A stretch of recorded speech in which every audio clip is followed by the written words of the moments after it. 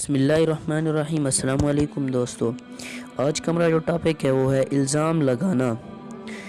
एक ख़तरनाक गलती ख़ावंद ये करते हैं कि छोटी छोटी बात पर अपनी बीवी पर शक करते हैं या इल्ज़ाम लगा देते हैं। ये जो इल्ज़ाम की बात है ये बहुत बुरी बात होती है।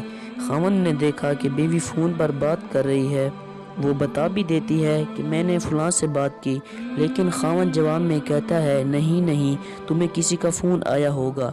इस किस्म के शक में नहीं पड़ना चाहिए जब तक कोई ठोस बात सामने ना आए या शरई दलील मौजूद ना हो। छोटी छोटी बातों पर शक में आ जाना और इल्ज़ाम लगा देना, ये चीज़ घर की बुनियाद उखाड़ देती है।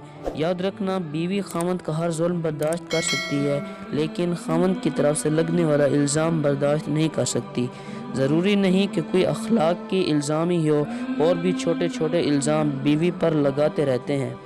ये नुकसान हुआ तेरी वजह से, बच्चे बिगड़ गए तेरी वजह से, फलां काम वक्त पर ना हुआ तेरी वजह से, ये सब इल्ज़ाम ही तो हैं। बाज़ ख़ावंदों की ये आदत होती है कि ज़रा सी बात पर इल्ज़ाम तराशी शुरू कर देते हैं। बेटे ने बात ना मानी तो बीवी को कहा तूने बिगाड़ दिया है। अरे साहब, आप भी तो बाप थे, आपने कौन सा इसे संवार लिया, आप भी बिगाड़ने में बराबर के शरीक हैं।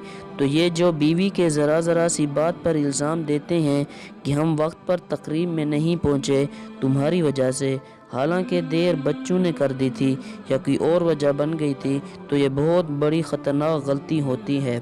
ऐसी गलती भी नहीं करनी चाहिए। उम्मीद करता हूँ कि आपको मेरी ये वीडियो अच्छी लगी होगी।